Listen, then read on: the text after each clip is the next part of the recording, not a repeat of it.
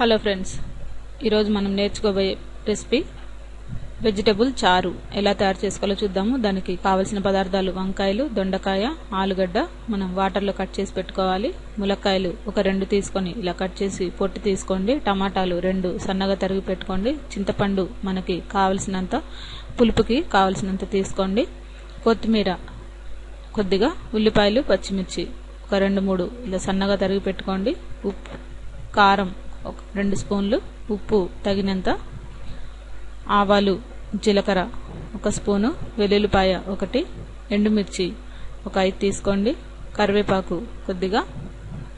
ముందుగా ఇందులో మనం ఆలు, వంకాయలు, దొండకాయలు, ఇంకా వెజిటబుల్స్ కావాలంటే ఇంకేమైనా వేసుకోవచ్చు, క్యారెట్ అలాంటివి.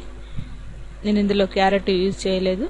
ఇప్పుడు ములక్కాయలు, టమాటా, వంకాయ, ఆలు, దొండకాయ ఇవన్నీ వేసుకున్నాం. ఇందులో ఇప్పుడు టమాటా కూడా వేసుకొని, ఉల్లిపాయలు, పచ్చిమిర్చి ఇవన్నీ కూడా ఒక బౌల్లో వేసేసుకోండి. ఇప్పుడు మనం చింతపండు రసాన్ని తీసుకోండి. చింతపండు రాకుండా రసం మాత్రమే పిండుకోండి. ఇలా మనం మీ పులుపుకి తగ్గట్టు చింతపండు రసాన్ని వేసుకోండి. తగినన్ని నీళ్లు పోసుకోండి, లేదంటే చింతపండు రసంతోనే మనం ఎంత చారు కావాలో అంతే వేసుకోవచ్చు. దీంట్లోనే మనం కారం, ఆల్రెడీ పచ్చిమిర్చి వేసాం కాబట్టి చూసి వేసుకోండి. ఉప్పు రుచికి సరిపడా వేసుకోండి. అలాగే దీంట్లోనే కొత్తిమీర, కరివేపాకు కూడా వేసుకొని దీన్ని గ్యాస్ పైన పెట్టుకొని మనం ఒక 15 నిమిషాల వరకు లో ఫ్లేమ్లో ఉడికించుకోండి. మనకి ఇందులో వెజిటబుల్స్ అన్నీ కూడా ఉడికేలాగా మనం దీన్ని మరిగించుకోవాలి. ములక్కాయలని ఇలా ఒత్తి చూస్తే మనకి మెత్తబడుతుంది. ఇప్పుడు మనకి ఈ చారు రెడీ అయినట్టు. ఇప్పుడు మనం పోపు వేసుకుందాము.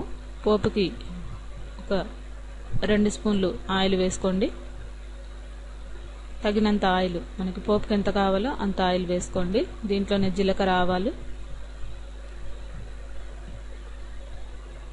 అలాగే దీంట్లో మనం దంచి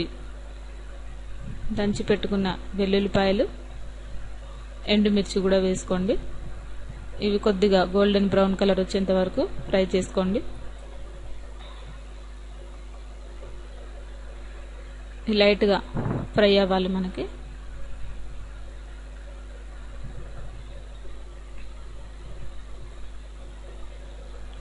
చూసారు కదా, ఈ విధంగా మనకి ఫ్రై అవుతూ ఉంటాయి.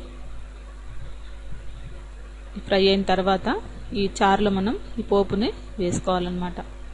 అంతే, మనకి ఎంతో సింపుల్గా రెడీ అయిపోయే ఈ వెజిటబుల్ చారు చాలా టేస్ట్గా ఉంటుంది. ఈ రెసిపీని మీరు కూడా ట్రై చేసి చూడగలరు. ఈ రెసిపీ మీకు నచ్చినట్లయితే లైక్ చేయగలరు.